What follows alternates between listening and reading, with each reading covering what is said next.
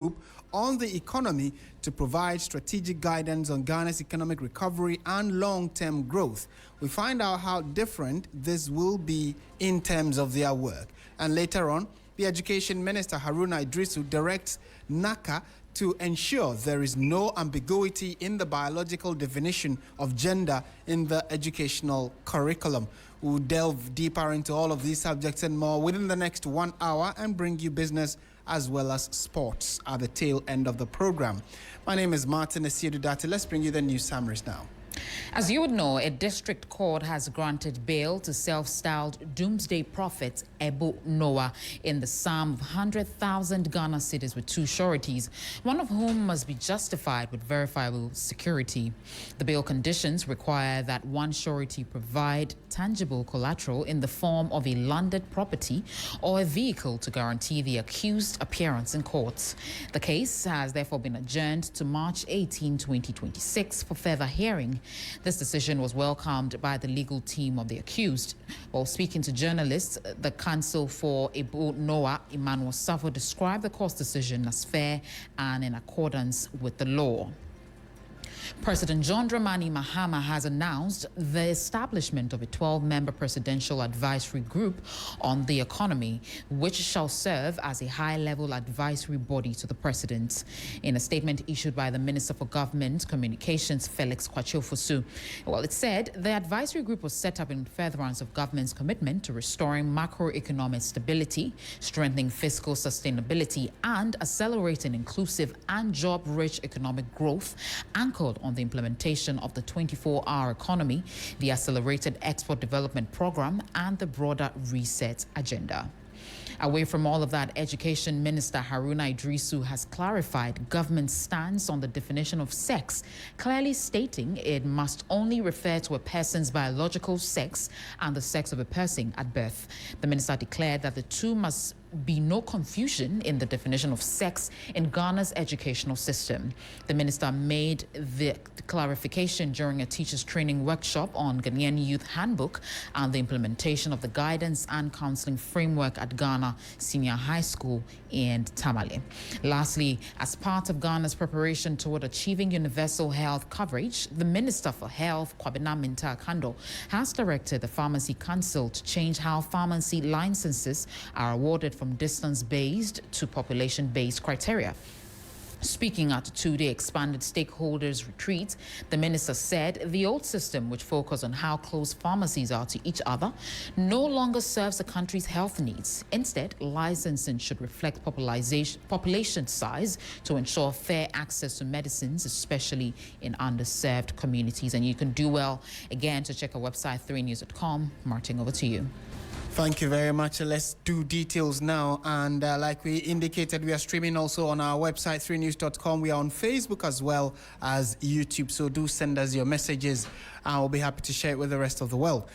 Now, the big one that many of you have been talking about has to do with transport, and the lack of transport for commuters, especially in the capital city, continues to bite hard as hundreds of passengers are left stranded in their quest to catch buses to their various destinations. This has become a regular feature at many bus stations. In the last few days, attention has shifted to the state transport operator, the Metro Mass Transit Limited, which unfortunately is bedeviled with challenges. The company is currently operating with its lowest bus fleet, as more than 400 buses have broken down. Many of the faulty buses are beyond repair, while those that can be fixed, the spare parts are not readily available within the sub-region. My colleague Armstrong Gold Alogbe sat with the Deputy Managing Director in charge of operations at the Metro Mass Transit Limited, Haruna Iddrisu, and has come through with this report as part of their conversations which they had.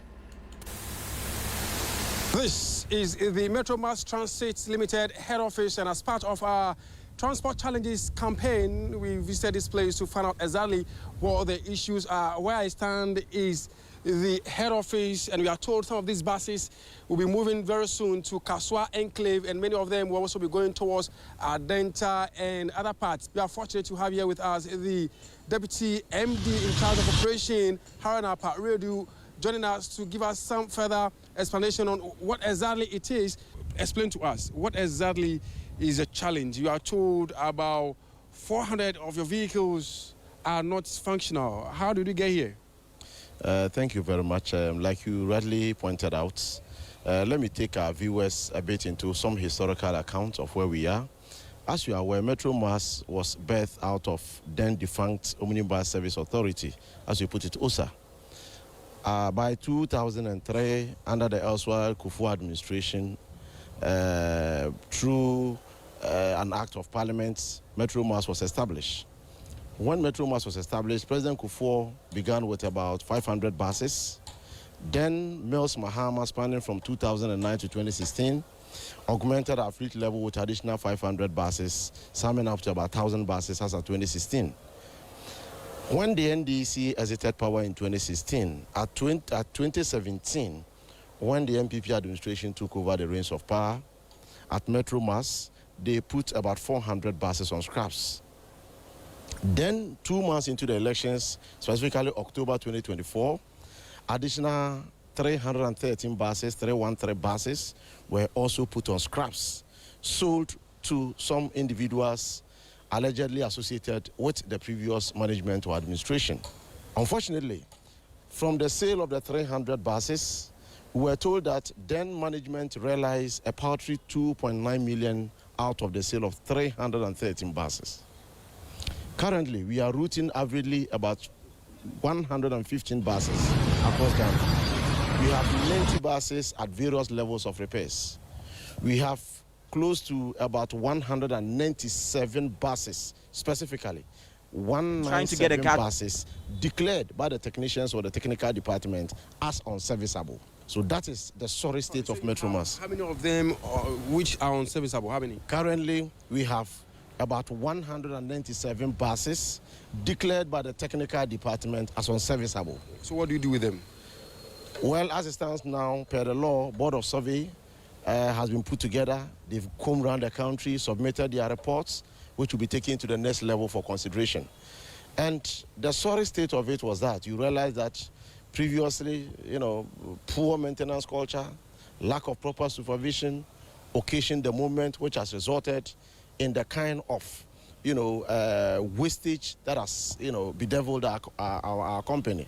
Unfortunately, the previous administration also embarked on getting or retooling the company with those buses you see there, the Dawu buses. And these buses are the nightmare of the company. Unfortunately, those buses were procured by the previous administration. These buses came without a single spinner, without a single boot, no spare parts. And it is very difficult to get good spare parts, fit for purpose spare parts to fix those buses. So whenever any of those buses are parked, it is not that we don't have the means to buy the spare parts, but how to get those spare parts is a problem. The whole of Carnation, the whole of Ghana, the whole of sub-region, nobody has this type of spare parts for these particular machines or buses. So there are only 2 vendors currently, working with us, and those vendors will have to take the spoiled or broken down parts, put it inside their bags or luggage, secure some visas, go to Korea in the name of trying to secure fit for purpose spare parts, which will be fit enough to bring those buses on the stream. If not, we cannot have these buses working. We cannot. So far, how many of them are not functional? The previous administration procured 50 of them. As we speak, about more than 25 of them are packed. And that's the sorry state. So the only game changer, the only life wire of Metro Mass today is the VDL buses, which is currently the DAF buses, which is currently sustaining the company. We are told about 10 of them were brought in. No, those are the EV buses. The EV buses are the electric buses. And those electric buses, as you are aware already, 10 days to the elections, Ghanaians were made to believe, then candidate Baumia, former vice president, told Ghanaians that they procured EV buses, 100 pieces. Unfortunately, only for us to come and meet that the government then only paid for 10 buses. And those are the 10 buses that we are using in Accra. And as it stands now, the 90 buses, the contract is still hovering around the neck of government of Ghana.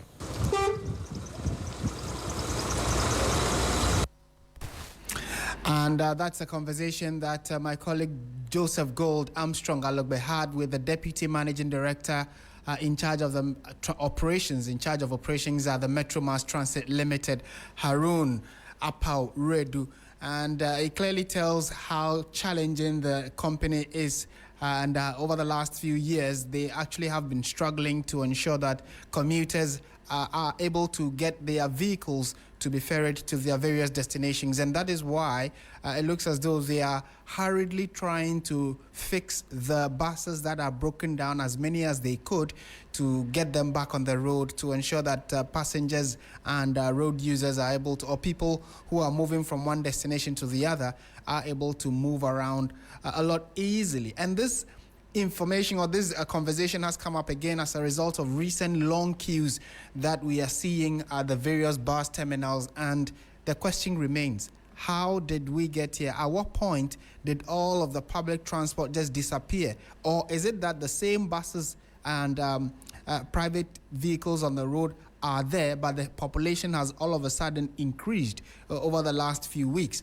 That's what we are trying to seek answers to here on Hot Edition 92.7 is the station. Meanwhile, 3FM is learning that the Metro Mass Transit Limited has announced that it has reduced some of its intercity services to free up buses for intra-city operations in Accra as part of efforts to ease the recent transport challenges in the capital. So what this simply means is that vehicles that ordinarily would have moved from, say, Accra to Kumasi, Accra to Takoradi, Accra to Tamale, the long-distance journeys, which is the intercity services, Metro Mass has decided that those buses that undertake these journeys are rather now going to be doing intra-city, which means that they are all going to now be serving inside Accra alone.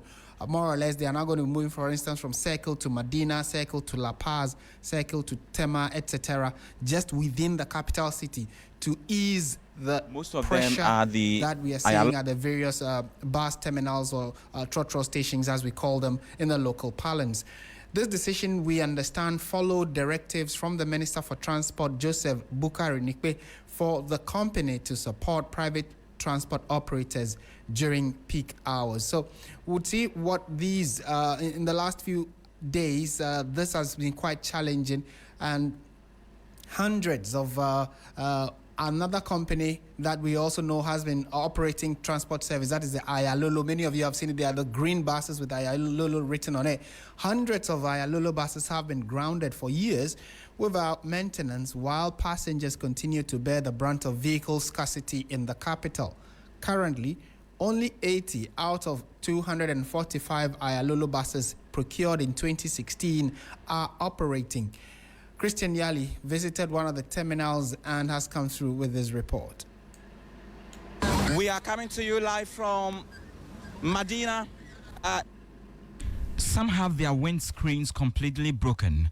Others are literally sitting on the ground. Many do not have seats in them, as hundreds of the Ayalolo buses continue to rot away in a yard at the Achimota news station. Many of these buses were never operated, but have been left under the mercy of the weather for nearly a decade. It remains a pity, as government now makes efforts to service Metro Mass buses or even procure new ones for public transportation. I'm sure that this is one of the transport minister would take a keen interest in if we are looking at bringing more buses, especially the agreements that we know has been signed to bring in about 100 of the EV buses, the electric buses, and even the current arrangement with Metro Mass to get more of their buses coming into town to transport people. But you see a lot of them here. See, these ones, all their tires have been, the tires have been removed. Let me show you just another of the bus with the windscreens and everything torn apart. Nothing to write home about. Even if you decide to maintain, it would cost you a lot. Grounded, no attention paid to them. Is it that we have forgotten about them, or what is the situation? I visited the Medina Zongo Junction Thursday, and as it has frequently been, hundreds of people endure long queues every morning, standing for hours. It is a severe punishment for these workers and even students. Accra, for how long have you been here? 1.5 hours. 1.5 hour. 1.5 hours you've been standing here to get a car? Yeah. Cars no drew her. Now I'm for passengers now. When just kind of maneuver fair night to say so you petrol. When you get to school late, are you punished? Yes, please. What kind of punishment do you receive when you get to school late? We read. They give us a plot of land to eat. They have to bring more buses, the electric buses, so that we can get to school early on time and have a good lesson. It's not always that you get it early. Yeah. So we are suffering. The government have to help us with the bus. We are used to it now, so you don't know, we always come here and stand here to get cars, so we are just used to it. Yeah, na mo di nua e hwehwe cars ni mu ni ade na mo say move ni ade enya no kura wan so ba obi anu okitadua se bia afi na mo asesa no yes person na mo nyesa enya sa na eti kura no no mba me hu bi da o na me te how o e bia na enya yen time we people have to run in this fashion so that they are able to secure a spot or they're able to secure a space in the buses. That is the real story. That is the real situation. That is what we are talking about. How troubling our public transport system has been over the period, has been over the years, and how successive governments have not been able to deal with this situation. I take you back to this yard where an unfortunate story is told.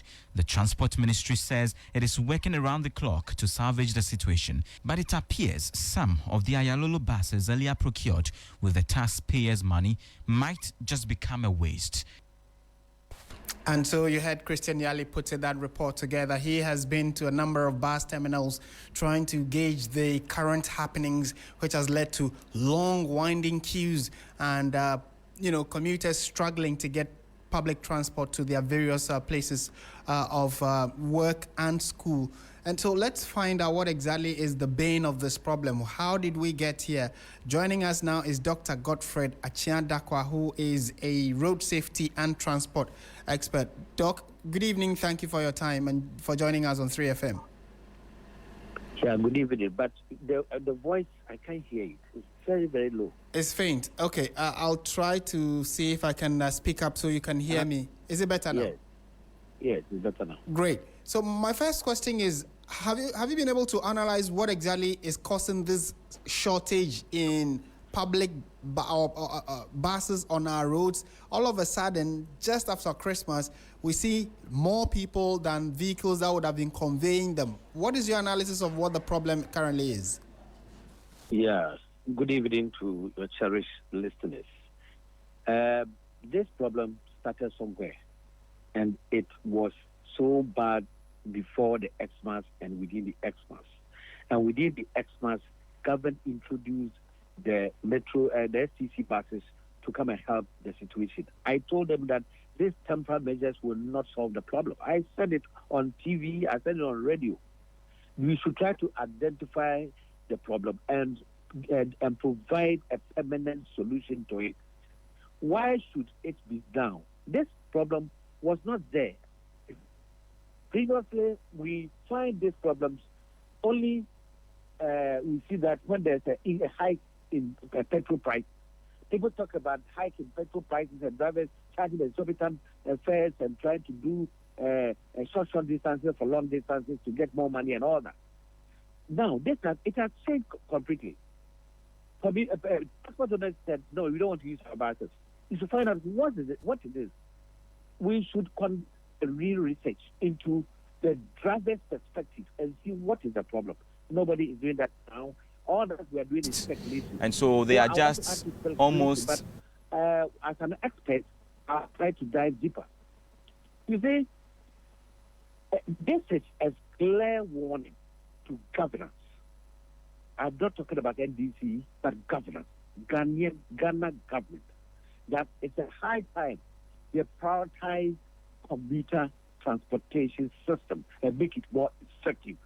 And with President Mahama trying to do everything to do away with corruption, this time round, they come and start working with this strategies he's adopting. People can do the right thing, and corruption and thievery will come to an end so that we can have an efficient and effective transportation system as it is done in almost all both civilized and uncivilized countries. What is it? We need to provide. Some years back, the NDC government saw the need introduced the Ayalolo buses. But before the President Kufuor and other people have introduced other means of transport. It is that all of them have found out that the public transportation system should be addressed and should be managed by government itself. But it's because corruption was endemic. That's why they all left it like that. We revisited that drawing board. And then with a kind of, I don't know, we have only the 250 buses. It is woefully inadequate in Accra for Accra population of about 8 million people. And talking about 250 buses, what are you talking about? Doc. So we should... Sorry for coming in, but I just want to get some understanding of what you're saying. Are you saying that the introduction during the Christmas period of these buses from government side to help the problem that was then, quite dire is why we are experiencing the current challenges? Yes, because the private commercial entities have found that the way things are going, they are not getting much profit. I'm telling you one. Okay. We are also seeing that with the introduction of Okada system, what is happening is that people prefer using the Okada, though it is a high risk mobility means, but they prefer using it because of its safety nature and it's able to avoid traffic because they disrespect and disregard road regulations. So people, if you have introduced Okada and you are making it even more legal for them to operate, that means that if I have a private bus or something, I'll park it. Because I will not be getting the people as I used to get. So now, that is that secret thing that people have not noticed.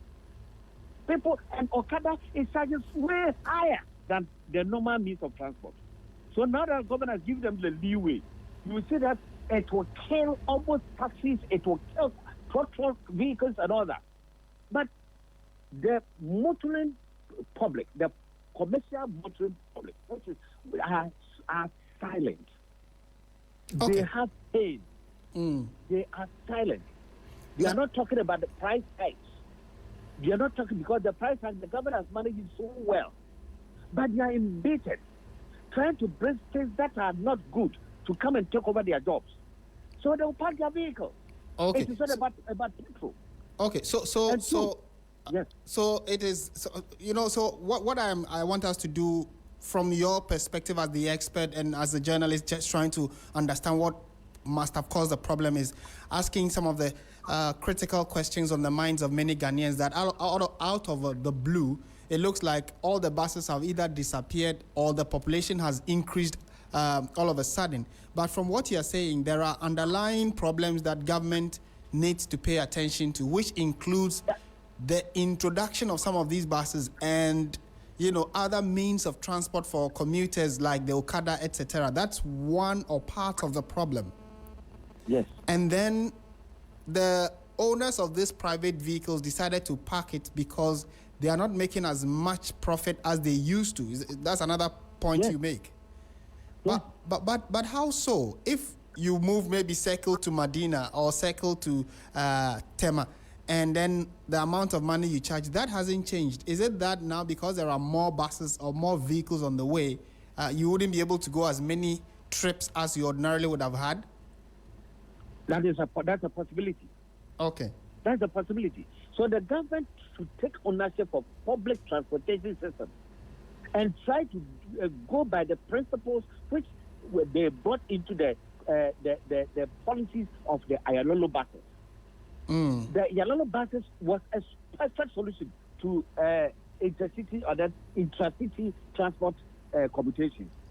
And the fact is that the government was not having the political will to break down the buildings on the roadside so that they can create a good road for it.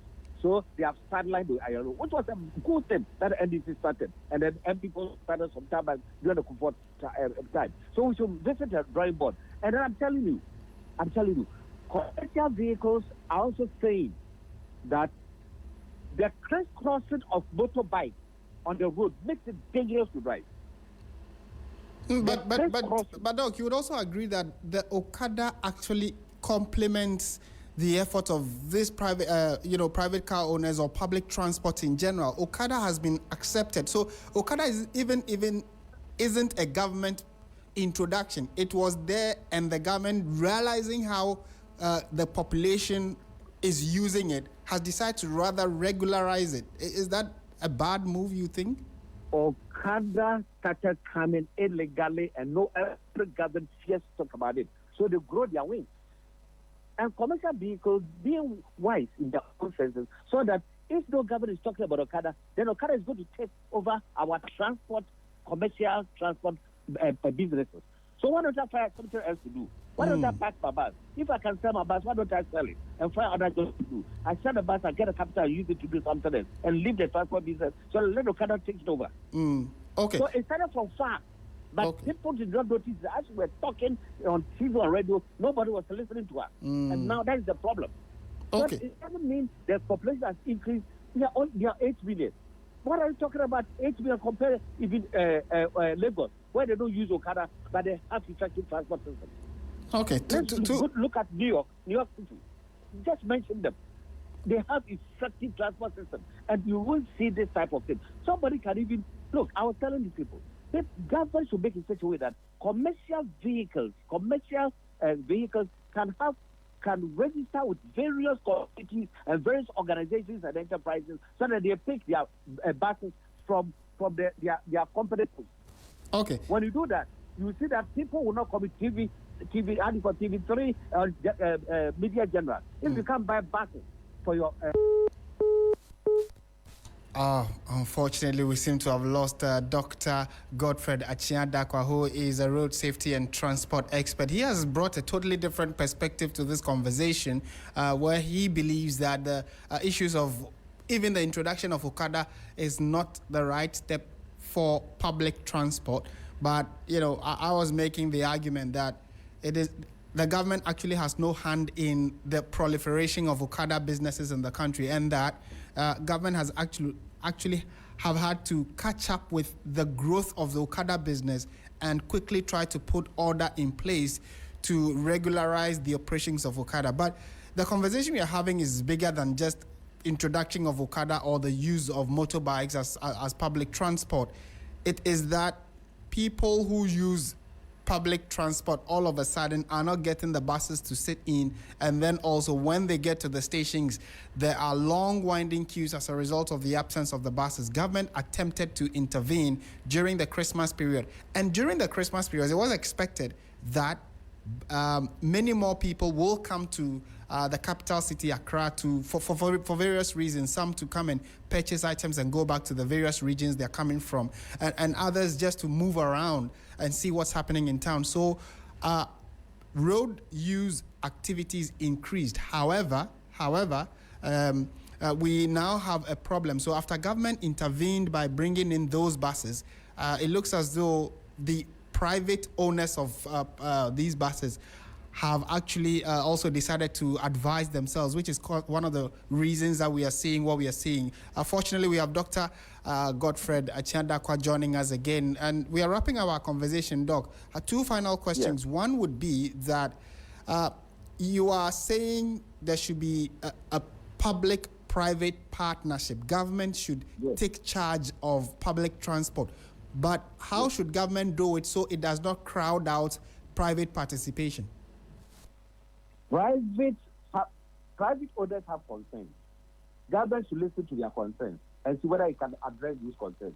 If we cannot address the concerns, you should do socio-economic transport intervention, whereby government will import so many buses, assign them to communities, and then be managed by the communities or the transport hub. So that people in the community moving to ministry can have one line, as they were using train and trams were doing in the advanced countries. Mm-hmm. So one line for ministry, one line for Dabraka, one line from here, one line from here. Then we use buses that are going to all these dedicated areas. And then the people there should be make ownership of the buses and then send it to, they have a transport hub that will manage all these buses. When they do that, the people from that area, it will reduce people queuing for buses and all that, because they know this bus belongs to us. So government should come into it, invest into it, and import more buses, because it has now become a necessity. Right, and that's my second and final question. Your last point about investing. Government must invest in getting buses. So two things come to mind. We have heard in time past that this current administration is suggesting, for instance, that they would want to procure buses. Private citizens can come and take these buses on hire purchase and use it as a means of public transport. So that is government and private sector working together. How feasible is this strategy as against what we are seeing with Ayalolo and Metromas, where it is government that brings the buses and is a player in the transport sector? You know what? That system has been done in Ghana for the years past. Government was providing buses and transport vehicles to unions for them to the members to come and buy on high purchases. Most of them were not able to pay. So if government is going to do that, then the down purchase, the deposit for the bus should be very, very minimal, and they give long time for them to pay off the buses, not the 5 years and not the 10 years, 2 or 3 years, so that people who are handling the buses will be comfortable to pay and to get make their earnings met, so that it can be done well. That is the way it should go. But else, I am thinking government should go in and subsidize for workers. Government should go in because our salary levels are low in the whole country. So government should buy buses and subsidize. Bring it, how do you call it? Commuters to workplaces. Like before did for the school children. They can board any metro bus transport for free. The pregnant women can board the buses for free. These are some of the social interventions that can reduce the hardship of the transport system we are currently facing. Thank you so much for your time this evening, Dr. Godfred Achiadakwa. Pleasure talking to you. He is a road safety and transport expert. So your thoughts are also very welcome. Are you a commuter? Have you had any challenges, in terms of moving from one area to another? Do let us know. We are streaming this bulletin on Facebook and also on YouTube. So your comments are very welcome. Let's get an understanding of what your experience has been, and the rest of the world will get to know about it. This is 3FM 92.7. You're listening to Hot Edition, and it is live from our studio here at Adisanwe Kanda in Accra. On to our next big story. And a few hours ago, we got a communication from the Office of the President, and it says President John Mahama has constituted a presidential advisory group on the economy to provide strategic guidance on Ghana's economic recovery and long-term growth. The group is expected to support macroeconomic stability, fiscal sustainability, and job creation under the government's broader reset agenda. It will also play a key role in shaping flagship interventions such as the 24-hour economy and the accelerated export development program. In a statement issued by the presidency on Thursday, the 15th of January, and signed by Government Communications Minister Felix Kwachiofosu, the government said that the move reflects President John Mahama's resolve to tap into deep national and international expertise to navigate current economic challenges. So I'll quickly go through the list of the individuals, and then I'll pick the thoughts of Franklin Kujo, who is the executive director of think tank Imani Africa. So the list starts with Her Excellency Professor Nana Opekwa-Gyimah, who is the Vice President. We also have Ishmael Yamson, who is a private sector leader and former member of PAGE. So if I say PAGE, it is Presidential Advisory Group on the Economy, PAGE, right? So Ishmael Yamson is a private sector leader and a former member of PAGE. Kwame Pienim, renowned economist and private sector leader, a former member of PAGE. Ms. Nana Oye Mansa Yeboah, who is a former Deputy Minister of Finance and also Deputy Minister for Trade and Industry, former member of PAGE. Dr. Kwabena Dufo, economist, former governor of the Bank of Ghana and former Minister for Finance. Samuel Ison Jonah, who many of you know him as Sir Sam Jonah. He's a private sector leader and an industrialist. Mr. Atto Brown, former World Bank infrastructure specialist, agribusiness investor. Dr. Henry Kofi Wampa, former governor of the Bank of Ghana. Togbi Afede, who is an economist and private sector leader. Ms. Abena Amwa, Chief Executive Officer, Ghana Stock Exchange. Professor Priscilla Chumesi Bafo, University Professor and Academic Researcher. And then Professor Patience Asewe Abo, who is a PhD, who is a University professor and academic researcher. So these are the individuals making up the list of PAGE, who are the Presidential Advisory Group on the Economy. I'm tempted to say Dr. Franklin Cudjoe. Franklin Cudjoe, a very happy new year to you. Thank you for joining us on 3FM. Oh, good evening. How are you, my brother? Very well, thank you. What would your immediate thoughts be on the idea itself of government saying that they put a list of individuals together to advise the government on the economy? Why your line is very, very faint. If I heard your question, can you hear me? Yes, I can hear you clearly. Is it better now? No, it's better. It's better now. Okay, so could you please repeat your question? Yeah, so I was asking your immediate thoughts on the Presidential Advisory Group on the Economy, shortened as PAGE, and their relevance to the current administration. Well, somehow I see this group as some circle of influence where, like a sounding board, really, that the president will bounce off ideas of them, essentially how the economy is going, what they think should be done, those kinds of conversations. And I think these persons who have been selected have quite the pedigree to be able to offer, because they've really been in Ghana, they've seen how the economy of Ghana has been handled over the last several decades. Then, of course, they also have some of them also have international experience, and so I guess it's I can say that it's a comfortable, good sounding board for now. I think I like to call it a sounding board, and it's a good one.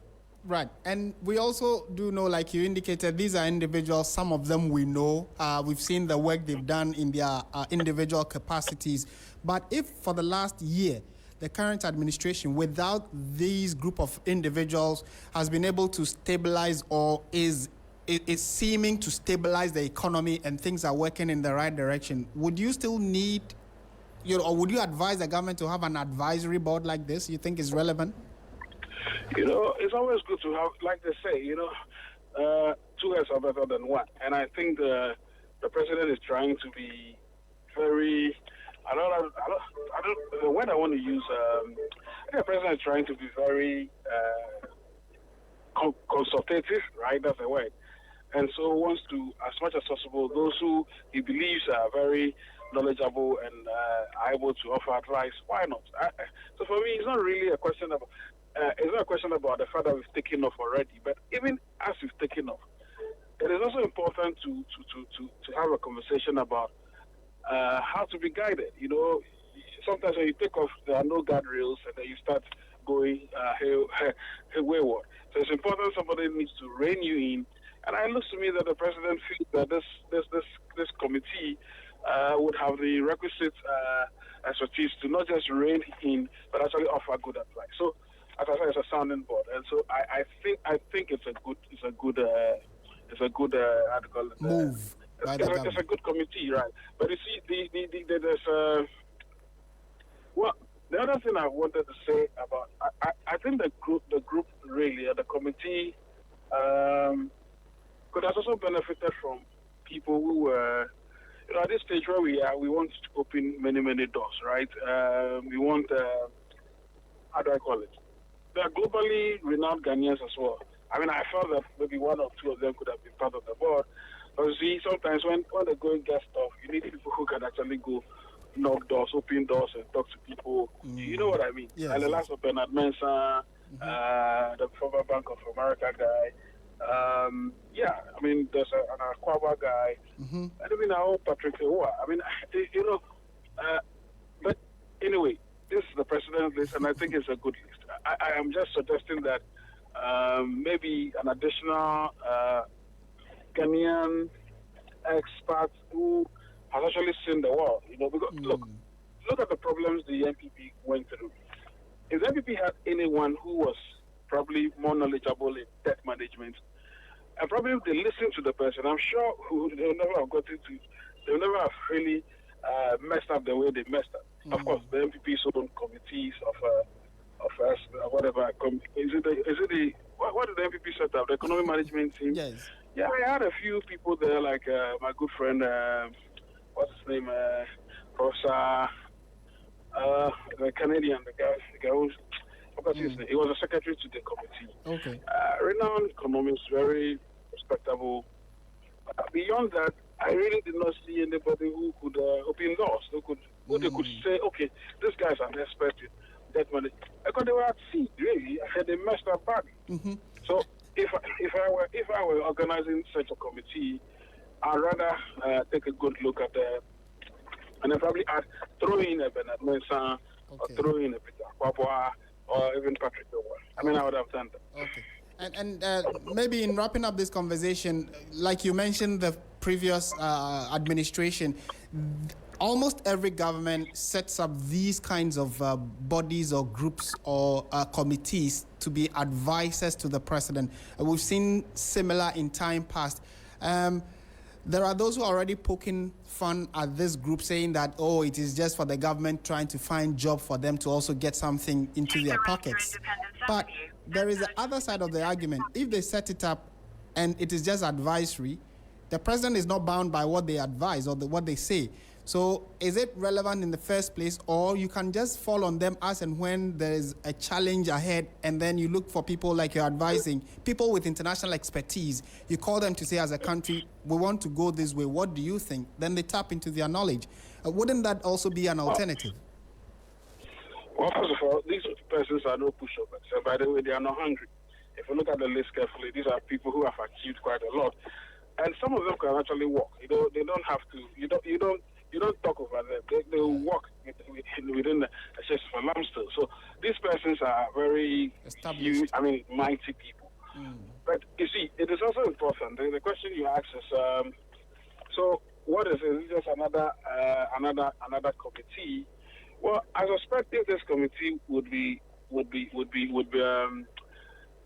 taken for their good works and probably separate from the other committees that we've had in the past, I think what we should expect of the committee is to maybe they should publish probably quarterly reports about the state of the economy. You know, we can have a conversation. They can have a conversation with Ghanaians from all over the country, and then publish also the state, and then the advice they give the president on a number of things. You see, if they don't do that, look, it will be difficult for us to know what they did. You understand? So I don't think that the best way to make this committee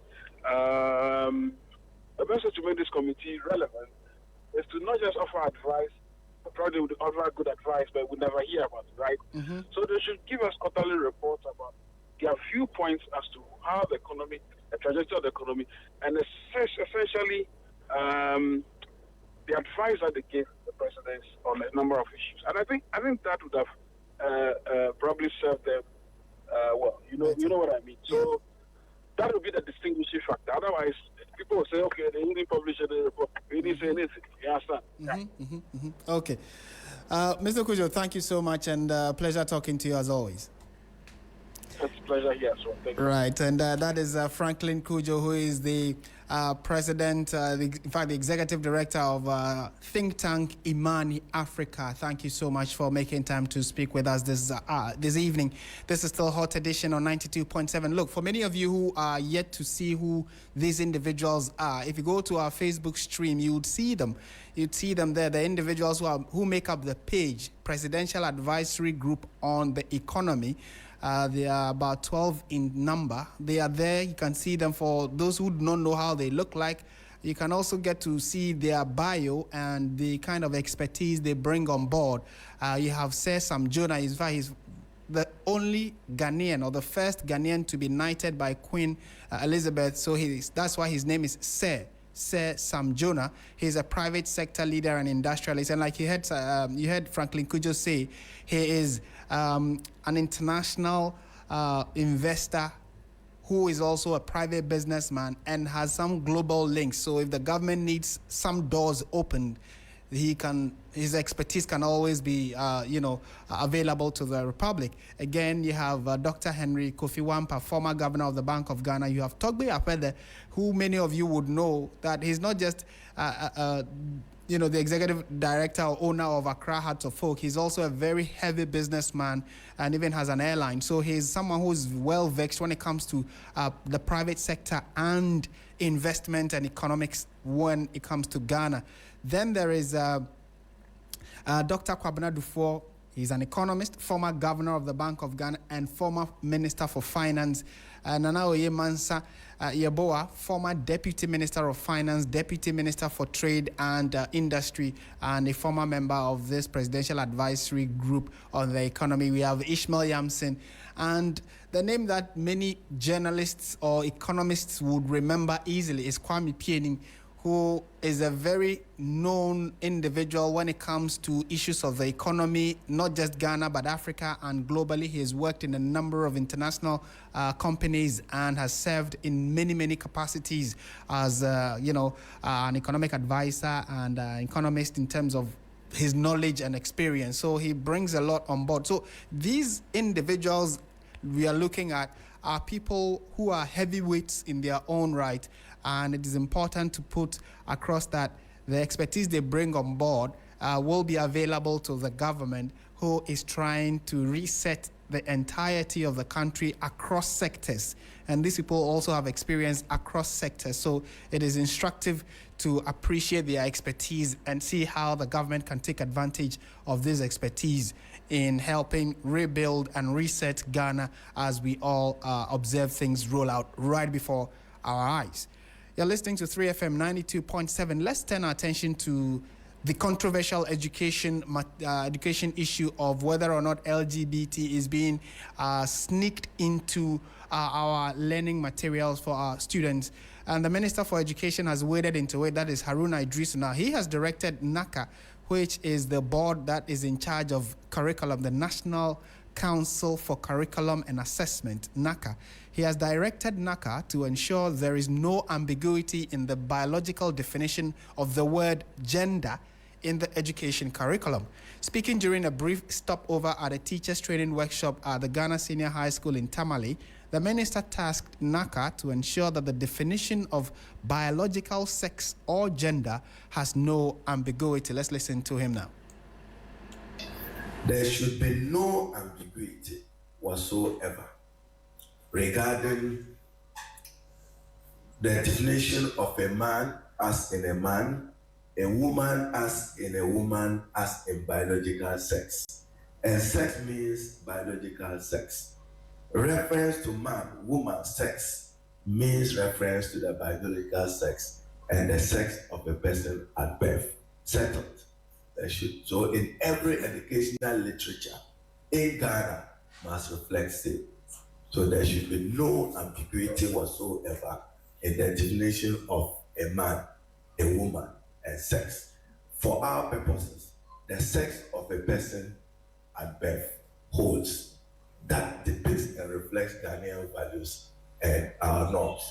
And that is how we want to bring up all Ghanaian learners.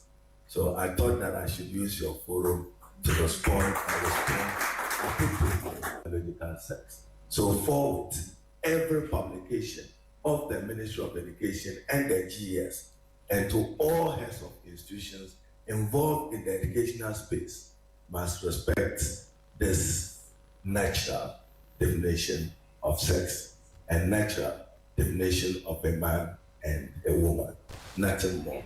Right, so that's Education Minister Haruna Iddrisu there. Well, the minority has quickly run to the media, and the caucus in Parliament demanded an immediate dismissal of the Director General and Board Chairman of the National Council for Curriculum and Assessment, which is NACCA, over the gender identity content in a senior high school teacher manual, accusing them of oversight failure. Vincent Ekosifua says the withdrawal of the new bill from Parliament after it was first advertised is telling, but he is not speaking out of nothing. They want a withdrawal of all teaching and learning materials containing such content to pave way for a bipartisan inquiry. And they've been addressing the media. Let's listen to him. We on the side of the minority demand that there is an immediate withdrawal of all teaching and learning materials containing LGBTQ related content, including redefined concept of sex, sexuality, sexual orientation, sexual rights, and gender identity from all schools. You remember when NACCA brought their statement, as it were, to respond to Reverend Meeting for Joy, they made mention of the fact that the current manual has been withdrawn from the schools. And Dr. Park also made Ghanaians also know that even though it has been withdrawn, he referred us to an online version of the manual. In that online version, it is even worse. The definitions of what sex, sexuality, and others are is even worse in that online version. The minority is also demanding a transparent and inclusive review of all affected teaching and learning materials involving Parliament, religious bodies, traditional authority, parents, civil society organizations, education experts, and teacher unions. 3. The dismissal of the Director General of NACCA and the Chairperson of NACCA Board for failure of oversight and breach of public trust. We say so because NACCA is now telling us, assuming without admitting, that the document was developed by the NPP government in 2024. If you don't believe in it, why then do you go ahead to go and even print them in 2025? That is causing financial loss to the state, because these are teacher manuals that you have printed and distributed across the country. And you heard Vincent Ekosifua, who spoke on behalf of the minority, who are demanding the immediate dismissal of the Director General and Board Chairman of the National Council for Curriculum and Assessment, NACCA. Well, your thoughts are always very welcome on some of these very interesting and topical national issues. We are always happy to hear from you, but it is time now for the latest in the world of business.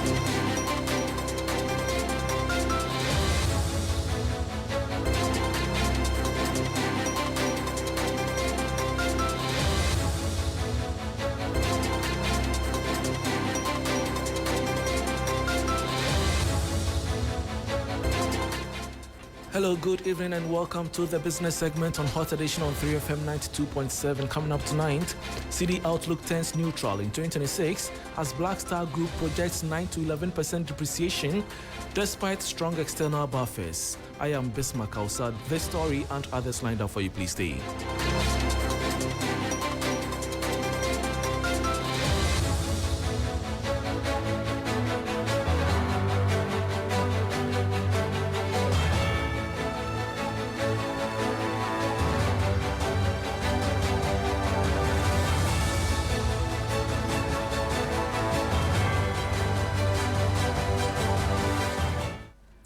Thanks for your company. Now to the details. The cedi, after recording an unprecedented appreciation of about 32% against the US dollar in 2025, is expected to lose some of those gains in 2026, though within what analysts describe as a controlled and historically manageable range. According to Black Star Group's 2026 economic outlook, the local currency is projected to depreciate by between 9 and 11%, ending next year at around 12 cedis 60 pesos to 12 cedis 80 pesos to the dollar. There is more in the following 3 Business News Desk report. The local currency is expected to moderate in 2026 after its exceptional performance in 2025, when it recorded its first annual appreciation in more than 3 decades. Black Star Group, in its 2026 economic outlook titled The Growth Pivot, projects that the currency will depreciate by 9 to 11% this year, with the exchange rate closing between 12 cedis 60 pesos and 12 cedis 80 pesos to the US dollar. The group describes this expected slowdown as a return to structural normalization rather than renewed weakness, noting that strong external buffers, particularly gold export receipts, should help limit volatility even as domestic demand and imports rise. Governor of the Bank of Ghana, Dr. John Dramani Mahama, has cautioned that the recent gains should not be seen as permanent, stressing that exchange rate stability must be supported by productivity, competitiveness, and fiscal discipline across the economy. Between 1994 and 2024, the cedi lost value every year, but the sharp turnaround in 2025, driven by improved external balances and tighter macroeconomic conditions, has reshaped confidence in the local currency, even as authorities warn against complacency. And that was a 3 Business News Desk report. Moving on, a financial economist, Dr. Eric Boachi-Yadom, is calling for a second look at Ghana's official inflation figures, describing the rate of depreciation or disinflation reported by the Ghana Statistical Service as too optimistic and inconsistent with prevailing market realities.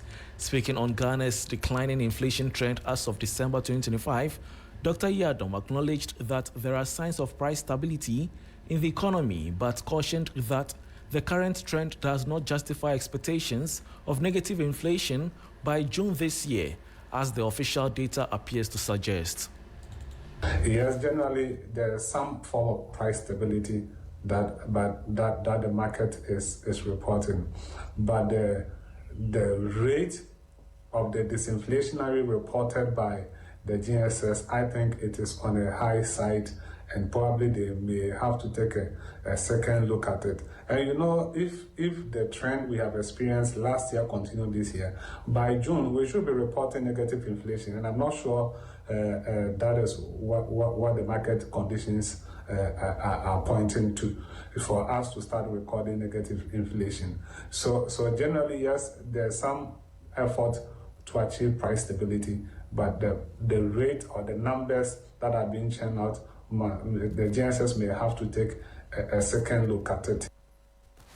And that was financial analyst or economist Dr. Eric Boachi-Yadom. Before we go, Ghana's maritime industry is set to make history on Tuesday, January 27, 2026, as the largest bulk carrier ever to call at a port in West Africa. The MV-CBS Years arrives at the port of Takoradi.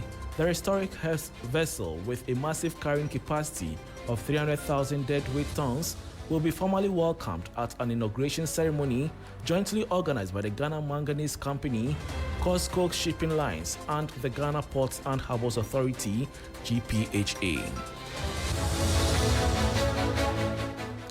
And that brings us to the end of Hot Edition on 3FM 92.7 with me, Bismarck Ausa. For more stories, please check out our website 3news.com. Thanks for your company.